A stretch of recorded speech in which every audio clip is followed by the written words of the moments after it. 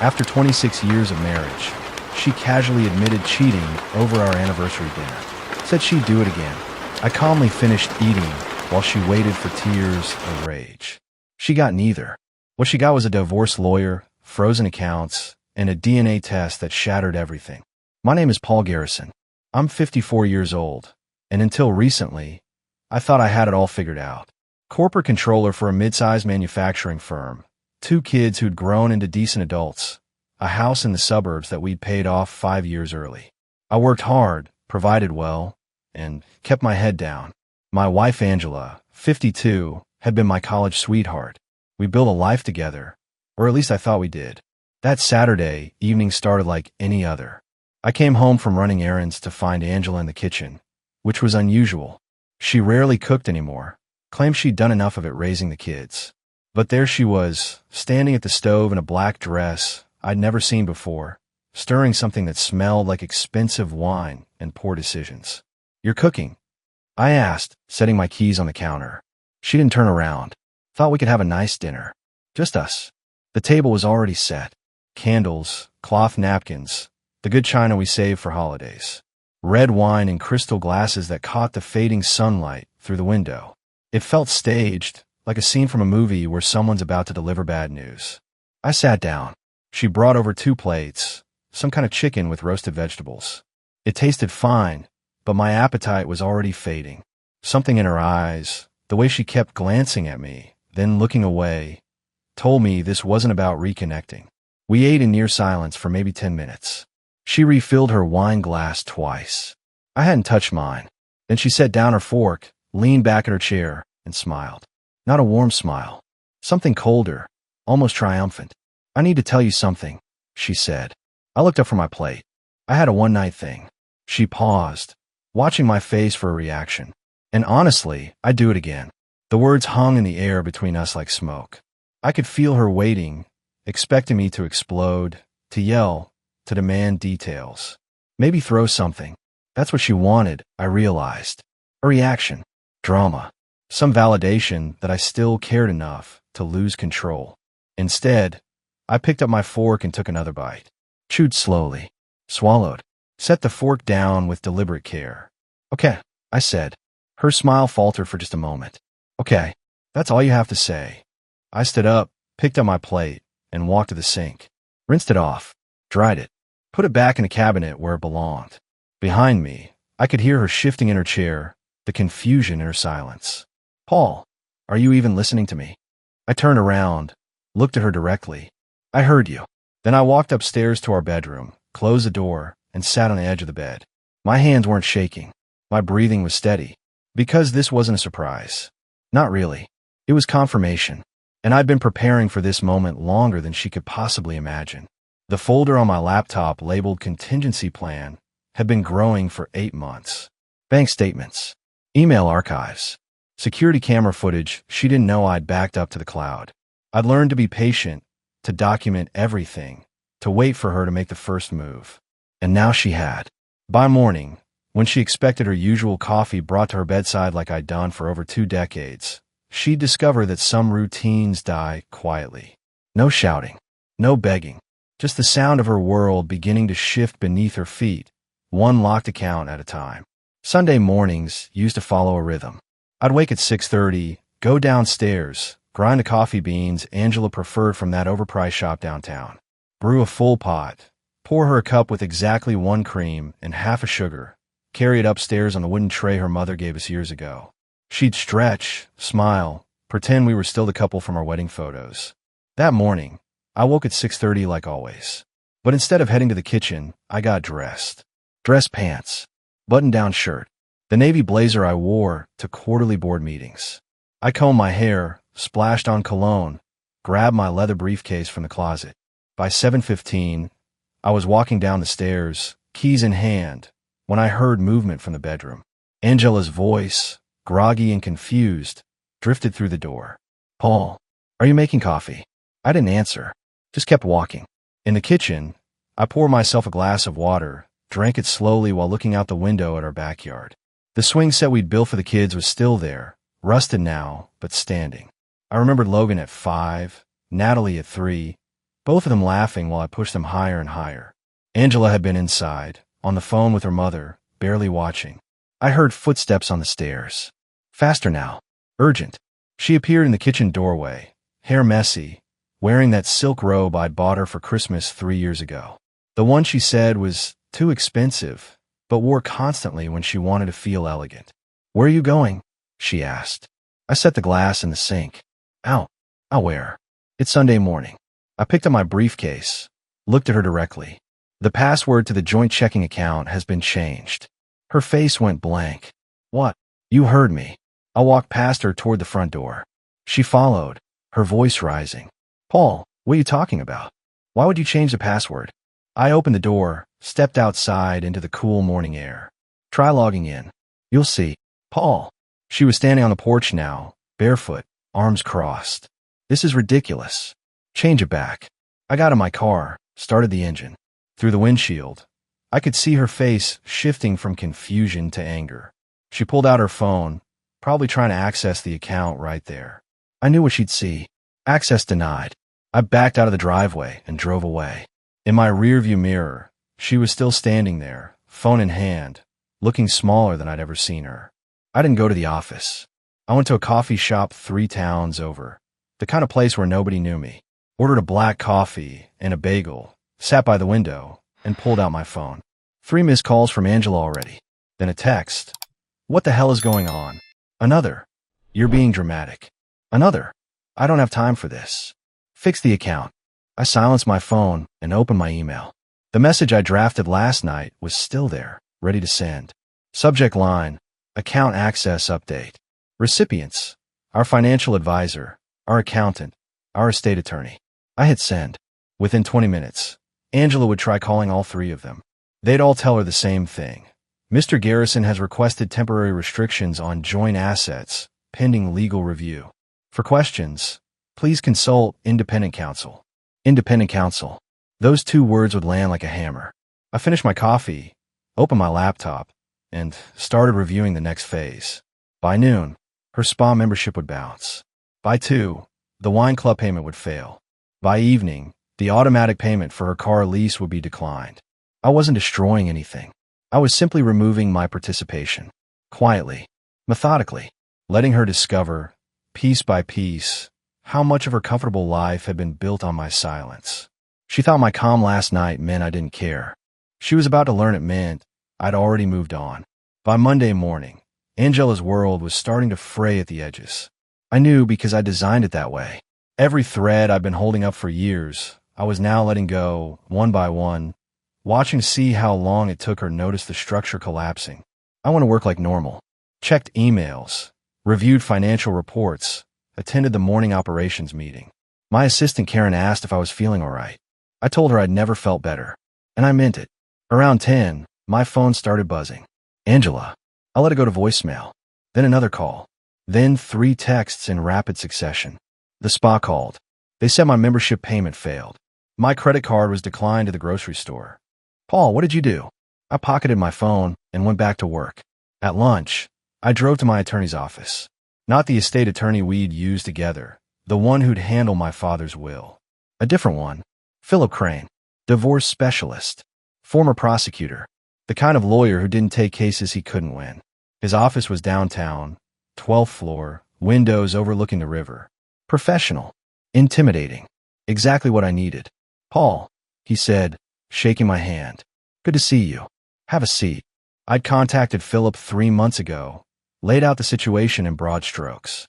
Suspected infidelity, need for asset protection. He'd give me a roadmap, document everything, secure finances, wait for confirmation. Now I had it. She confessed, I said, settling into the leather chair across from his desk. Saturday night. Said outright. One night thing, and she'd do it again. Philip nodded slowly, jotting notes on his legal pad. Witnesses. Just me. But I have the recordings. His eyebrow raised.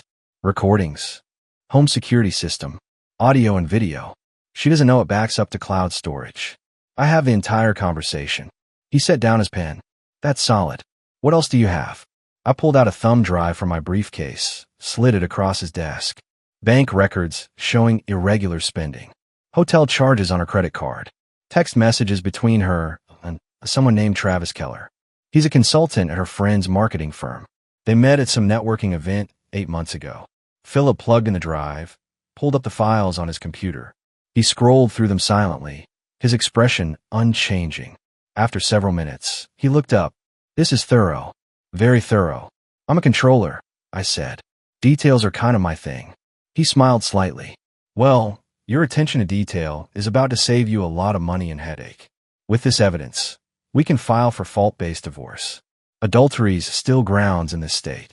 It affects alimony, asset division, everything." "Good. I want to move quickly." "How quickly?" "I've already frozen joint accounts." "She's probably figured that out by now." "I want the paperwork filed by end of week." Philip leaned back in his chair, studying me. "You understand this is going to get ugly.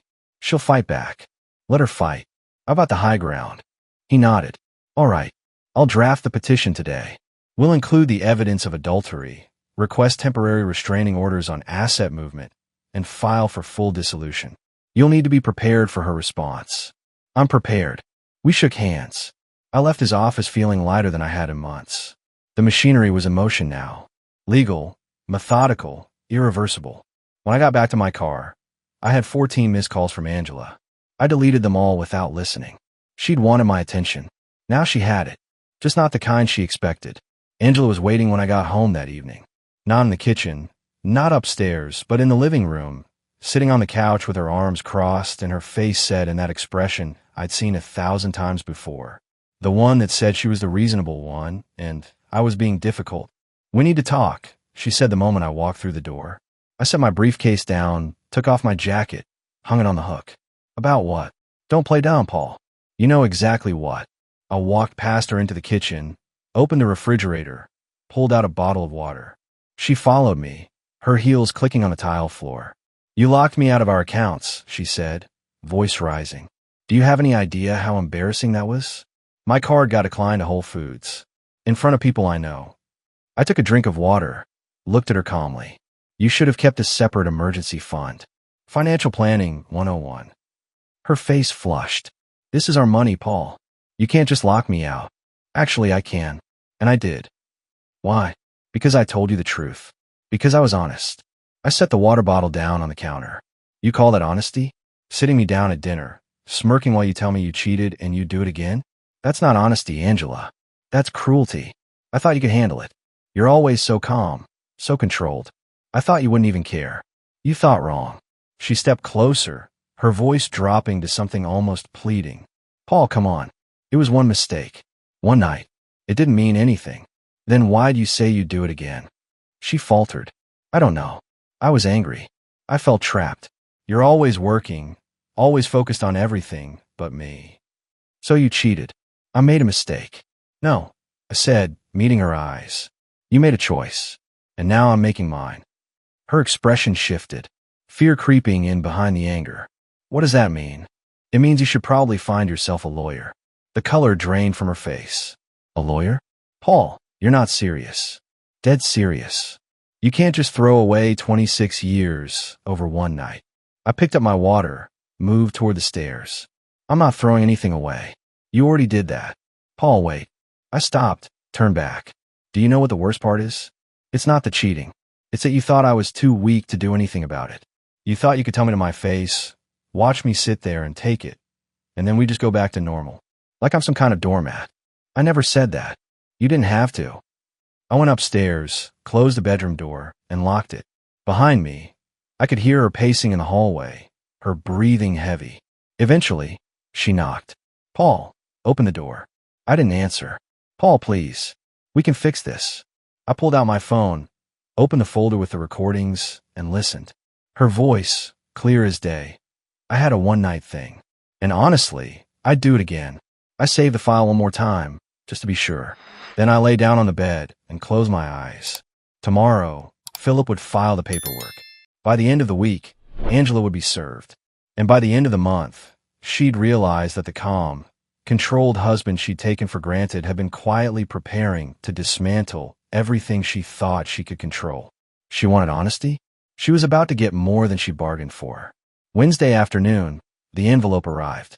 Plain manila, no return address, just a lab logo in the corner. I've been waiting for it, checking the mailbox twice a day like a nervous teenager waiting for college acceptance letters. I opened it in my car, parked 3 blocks from the house. Inside were 2 lab reports, printed on official letterhead with case numbers and timestamps. Clinical. Indisputable. The first test showed what I'd expected. Logan, our son, 29 years old, police officer, my pride and joy. 99.9% probability of paternity. My blood. My DNA. My son. The second test hit different. Natalie, 22. College graduate. The girl I'd walked her first day of kindergarten, taught to ride a bike, scared away bad boyfriends from. 0% probability of paternity. Excluded as biological father. I sat there for 10 minutes, staring at the words. Part of me had suspected. Natalie had always looked different, acted different. Angela's family said she took after Angela's father, and I'd accepted that explanation for 22 years. But the timeline had always bothered me. Angela had gone to a work conference in Atlanta 9 months before Natalie was born. Came back different, distant. I pushed it down, told myself I was being paranoid. Now I had proof. My hands were steady as I pulled out my phone and called Philip. I've got something else, I said when he answered. DNA results. Natalie isn't mine. Silence on the other end. Then, you're certain? Lab confirmed it.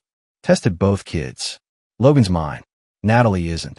This changes things. How do you want to handle it? I looked at the report again, at the numbers that rewrote 22 years of my life. I don't tell Natalie. Not yet. She doesn't deserve to have her world destroyed because of her mother's choices. But I want this in the divorce filing. I want Angela to know I know. That'll be a hell of a card to play. She dealt the hand. I drove home. Angela's car wasn't in the driveway, which was fine. I went to my office, scanned the DNA reports, and added them to the growing file Philip would present in court. Then I sat at my desk and did something I hadn't done in years. I cried. Not for Angela. Not for the marriage. For Natalie, the little girl who'd called me daddy for 22 years, who still called every Sunday to talk about her week, who'd asked me to walk her down the aisle someday. Biology didn't change what we'd built. I was her father in every way that mattered. But Angela had stolen something from both of us, had lied every single day for over 2 decades, and that betrayal cut deeper than anything else. When Angela got home that evening, I was in the kitchen making dinner. She walked in cautiously, like approaching a wild animal. Paul, she said softly, can we please talk? I plated my food, didn't look at her. Nothing to talk about. There's everything to talk about. This is our marriage. Our family. I turned to face her. Tell me about Atlanta. Her face went white. What? 23 years ago. That work conference you went to. In Atlanta. Tell me about it. She swallowed hard. I don't understand what that has to do with. Who's Natalie's father, Angela? The silence that followed was deafening. She opened her mouth, closed it, opened it again. No words came out. That's what I thought, I said, and walked past her with my plate. Behind me, I heard her start to cry. But I didn't stop, didn't comfort her, didn't give her the absolution she wanted. She'd had 22 years to tell me the truth. Now she'd have to live with the consequences. Thursday morning, Logan showed up at my office. He was in uniform, badge, and gun visible. That serious expression cops were when they're about to deliver bad news or ask hard questions. My assistant buzzed me. Paul, your son's here to see you. Send him in. Logan closed the door behind him, didn't sit down. Just stood there, arms crossed, looking at me the way he probably looked at suspects. Dad, what's going on? I leaned back in my chair. Your mother didn't tell you? She called me crying last night. Something about DNA tests in Atlanta. She wasn't making much sense. I pulled up the scanned report on my computer, turned the screen toward him. Natalie isn't biologically mine. He stared at the report for a long moment. Then he sat down heavily in the chair across from my desk. Jesus. Yeah. Does Natalie know? Not yet. I don't want her to know until I figure out how to tell her. If I tell her. Logan ran a hand over his face. This is insane. I saw Mom with that guy a year ago. And now this? How long has she been lying? 22 years, apparently. He looked up at me, and I saw something in his eyes I'd never seen before. Anger. Raw, protective anger. I'm sorry, Dad. I should have said something when I saw her. I should have. This isn't on you, son. This is on her. Still, you didn't deserve any of this. We sat in silence for a moment. Then Logan straightened up, his jaw set. I'm with you. Whatever you need. Mom made her choices. You're my father. That's it. I appreciate that. What about Natalie? When are you going to tell her? I don't know yet. Maybe never. She doesn't need to carry this. Logan nodded slowly. She's going to find out eventually. Mom will probably tell her herself. Try to get sympathy. Let her try. Natalie's smart. She'll see through it. You going to keep a relationship with Nat? After all this? I met his eyes. She's my daughter. Biology doesn't change that. I raised her. I love her. Angela's lies don't erase 22 years. Logan's expression softened. Good. Because Nat worships you. Always has. I know. He stood up, adjusted his duty belt. I gotta get back to work. But Dad, seriously, whatever you need, you call me, day or night. We shook hands. Then he pulled me into a hug. The kind of hug men give when words aren't enough. When I let go, he looked at me one more time. Mom thought you were weak because you're quiet. But I've watched you my whole life. You're the strongest man I know. After he left, I sat alone in my office, staring at nothing. My son had my back. My daughter, biological or not, was still my daughter. And Angela was about to discover that destroying a family has consequences. The process server would be at the house in 2 hours. By tonight, she'd be holding divorce papers. By next week, she'd be sitting across from her own lawyer, trying to figure out how badly she'd miscalculated. And I'd be moving forward. Without her. Without the lies. Finally free. Angela's unraveling accelerated over the next week. I watched it happen from a distance, through texts from Logan, calls from neighbors, reports from Philip's office. She'd become erratic, desperate, making moves that only dug her hole deeper. First, she tried to access our retirement accounts. Found them locked. Called the investment firm. Demanded they restore her access. They referred her to their legal department. The legal department referred her back to me. She left me 8 voicemails that day alone. I didn't listen to a single one. Then she went to our country club, the one where we'd been members for 15 years. Tried to charge lunch to our account. The card was declined. She made a scene. According to Margaret from Philip's office, whose sister worked there, raised her voice at the hostess, demanded to speak to the manager, claimed I was financially abusing her. They politely asked her to leave. By Wednesday, she'd hired a lawyer. Not a good one, either. Some guy named Rick Brennan who advertised on bus benches and late-night cable. Philip said he'd looked him up. 3 years out of law school, mostly handled DUIs and small claims. Going up against Philip was like bringing a butter knife to a gunfight. Thursday afternoon, I got a call for Natalie. She'd flown home from Chicago where she'd been working her first real job out of college. Marketing coordinator for a tech startup. She sounded exhausted. Dad, can we meet somewhere? Just you and me. We met at a coffee shop downtown, the kind with exposed brick and overpriced lattes. Natalie looked tired, her eyes red like she'd been crying on the plane. Mom called me, she said after we sat down. Told me you're divorcing her because of one mistake. Said you're being vindictive and cruel. I sipped my coffee, waited. Then I called Logan. He told me the truth. About the affair. About the lies. About, she paused, swallowed hard. About Atlanta. About the DNA test. My heart sank. Logan shouldn't have told you that. Yes, he should have. I deserve to know. She looked at me directly, tears starting to form. Why didn't you tell me? Because you didn't need to carry that weight. I'm not a child anymore, Dad. I'm 22 years old. I can handle the truth. Can you? She wiped her eyes. I don't know. Right now, I feel like my entire life has been a lie. But that doesn't change how I feel about you. Natalie, you're my father, she said firmly, her voice breaking but strong. I don't care what some DNA test says. You're the one who taught me to ride a bike, who sat through every dance recital, every volleyball game, every parent-teacher conference. You're the one who helped me move into my dorm room and cried when you said goodbye. That's what matters. I reached across the table, took her hand. You're my daughter. Nothing changes that. Does the biological father know? I don't even know who he is. Your mother's never said. She pulled her hand back, anger flashing in her eyes. Of course she hasn't. Because she's a coward. She had 22 years to tell us both the truth, and she chose to keep lying. I'm sorry you had to find out this way. I'm not. I'm glad I know. Because now I understand why you're doing this. It's not about vindictiveness or cruelty. It's about self-respect. You deserve better than what she gave you. We talked for another hour. She told me about her job, her apartment, the guy she'd been seeing. Normal father-daughter conversation. despite the abnormal circumstances. When we hugged goodbye in the parking lot, she held on tight. I love you, Dad. I love you too, sweetheart. I'm not going to see Mom for a while. I can't. Not until I figure out how to process all of this. That's your choice. I won't influence it either way. She stepped back, looked at me with something like admiration. Logan was right. You're stronger than anyone gives you credit for, including Mom. After she left, I sat in my car for a long time. My daughter, biological or not, had chosen me. My son had my back, and Angela was discovering that burning bridges leaves you stranded on the wrong side of the river. Philip called that evening. Angela's lawyer filed a response, denying adultery, claiming reconciliation is possible, requesting spousal support. Let him request. We've got evidence that says otherwise.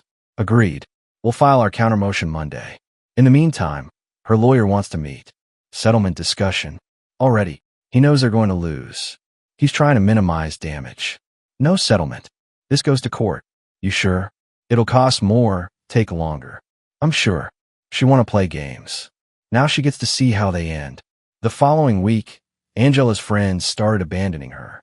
I heard about it through Karen, my assistant, whose husband played golf with Tom Reynolds, whose wife Linda was in Angela's book club. Small-town information networks are better than any surveillance system. Linda had apparently confronted Angela during their Tuesday meeting, asked her point-blank about the affair, about the divorce, about whether the rumors were true. Angela had tried to spin it, paint herself as the victim of my controlling behavior. But Linda's husband was an attorney, and she'd seen enough divorce cases to recognize a cheater's playbook. If you lied to your husband for this long, Linda had said, how do I know you haven't been lying to us? The book club voted her out, 8-1, with only her cousin Emily dissenting. Her tennis partner, Diane, sent her a text saying she needed to focus on other priorities. Translation: she didn't want to be associated with the scandal. Even her hairdresser, according to Karen's sources, had suddenly become fully booked when Angela tried to make an appointment. Angela was experiencing something she'd never had to face before. Consequences. Real ones. Social exile. Financial pressure. The cold reality that actions have repercussions. By Friday, she'd left me 17 voicemails and twice as many texts. I'd read none of them. Philip advised me to keep it that way. Anything you say can be used against you. Let her lawyer handle communication. That evening, I had dinner with Logan and his wife Sarah at their place across town. Natalie had flown back to Chicago, but called in via video. It felt surreal, sitting there with my kids, talking about their mother like she was a stranger we once knew. She's been calling me nonstop, Sarah said. She was a nurse, practical and no nonsense. Exactly the kind of woman Logan needed. Asking me to convince Logan to talk to you, to get you to change your mind. I told her I wasn't getting involved. Good, Logan said. This isn't your problem, babe. Natalie's face on the phone screen looked thoughtful. Do you think she'll try to contact the biological father? Use it against you somehow? She might, I said, but it won't matter. I raised you. The law recognizes that. Even if she finds him, it doesn't change the divorce proceedings. What about money? Sarah asked. I mean, you've locked her out of everything. What's she living on? She's got her own credit cards. The ones I didn't know about, apparently. Philip found statements showing about $80,000 in debt. I took a drink of water. She's been spending money we didn't have on a lifestyle she couldn't afford. When those bills come due, that's on her. Logan shook his head. I can't believe I grew up thinking you two had a good marriage. We did for a while. Then we didn't. I just stayed quiet too long. You weren't quiet, Natalie said from the screen. You were patient. There's a difference. After dinner, Logan walked me to my car. The night air was cool, stars visible above the streetlights. Dad, I gotta ask, are you doing okay? Like really okay? I considered the question. You know what? Yeah, I am. For the first time in years, I feel like I'm not walking on eggshells. I'm not wondering what mood she'll be in, whether she's lying to me, whether I'm crazy for suspecting things. I'm just living my life. It's peaceful. Good. You deserve peace. So do you. So does Natalie. And so does Sarah. Your mother's choices don't get to poison all of us. He hugged me again, that solid embrace that reminded me I'd raised a good man. Love you, Pops. Love you too, son. Driving home to my temporary apartment, I realized something.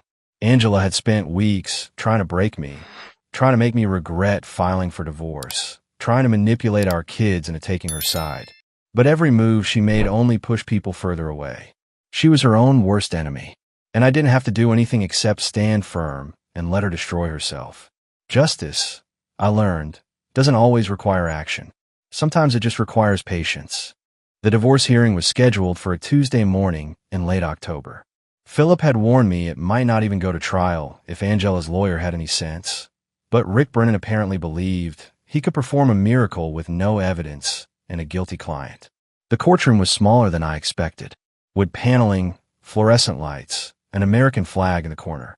Judge Patricia Harmon presiding, a woman in her 60s with steel-gray hair and a reputation for no-nonsense rulings.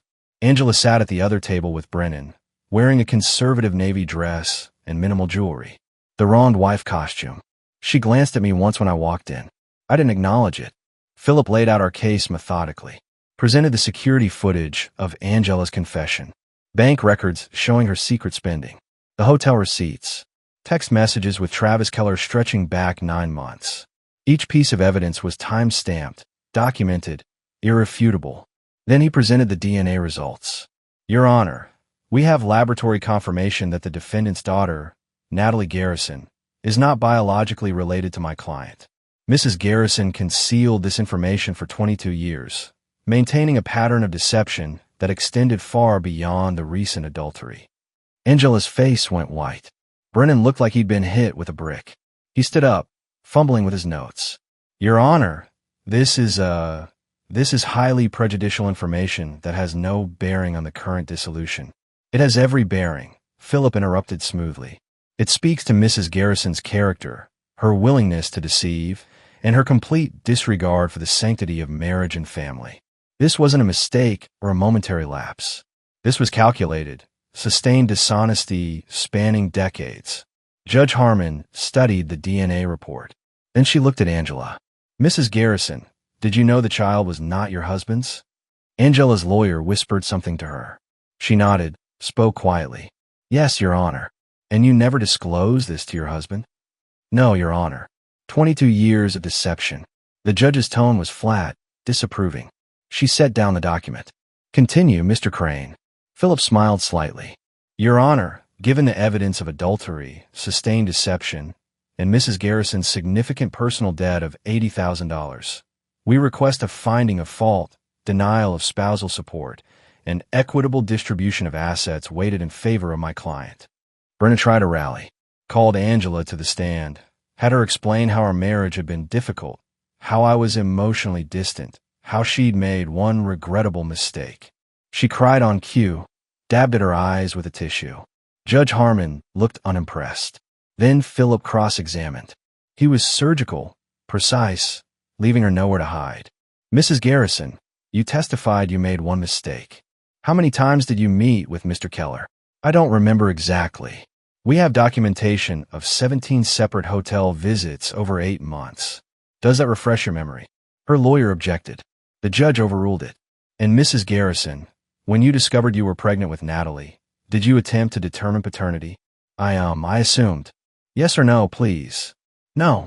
So for 22 years, you allowed your husband to raise and financially support a child you knew might not be his, without ever giving him the option to know the truth. She didn't answer. Just stare at her hands. No further questions, Your Honor. The judge took less than 20 minutes to deliberate. When she returned, her expression told the story before she spoke. I find in favor of the plaintiff. Marriage dissolved on grounds of adultery. No spousal support awarded. Assets to be divided 60-40 in favor of Mr. Garrison.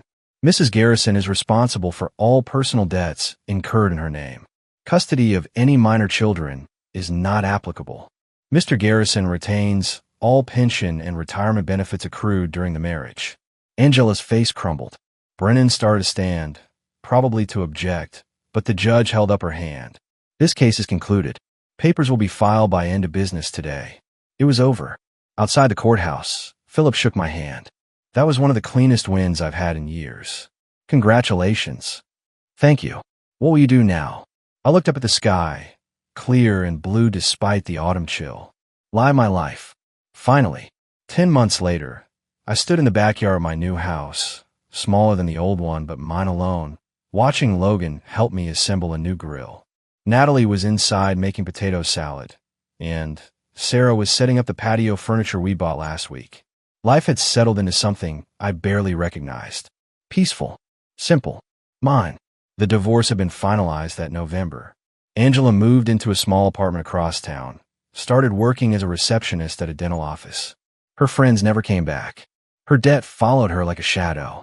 I heard through Logan that she tried to reach out to Travis Keller, but he'd blocked her number. Turns out affair partners don't usually stick around when the fantasy becomes reality.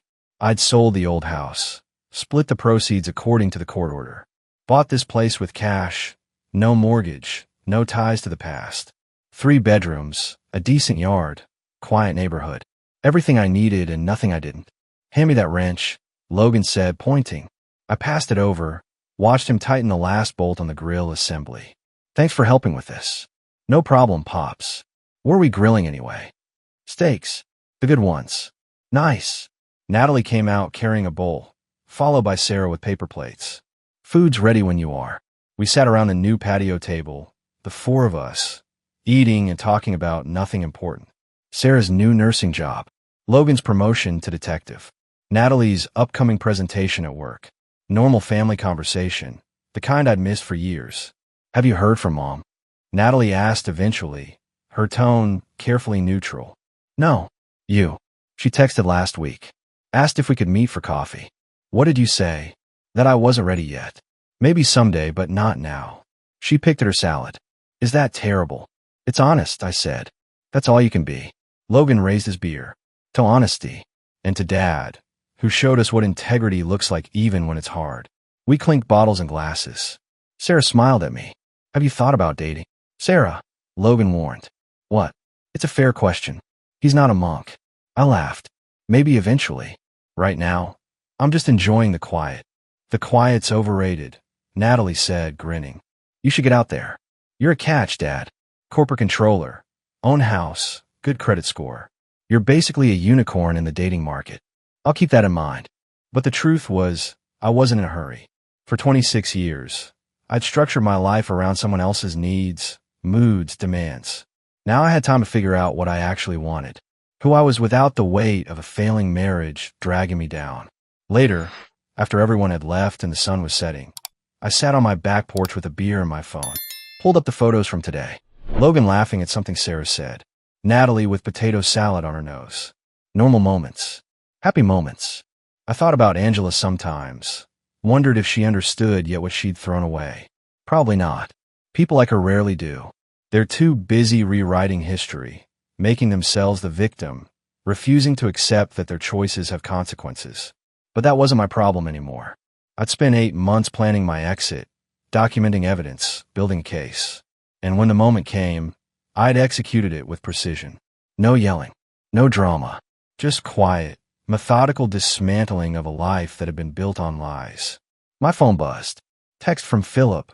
Ran into Angela's lawyer today. Asked about you. Told him you're doing great. He said Angela's struggling. Thought you should know. I read it twice, then deleted it. Her struggles weren't my concern anymore. I was free, truly free, and that freedom was worth more than 26 years of pretending ever could be. The night was cool, stars starting to appear above the trees. I finished my beer, went inside, and locked the door behind me. Tomorrow I go to work, have lunch with Karen, who become a real friend over the past months. Maybe hit the gym. Simple things. Peaceful things. My things. Angela had wanted to destroy me with her confession. Instead, she'd freed me, and I'd never felt stronger in my life.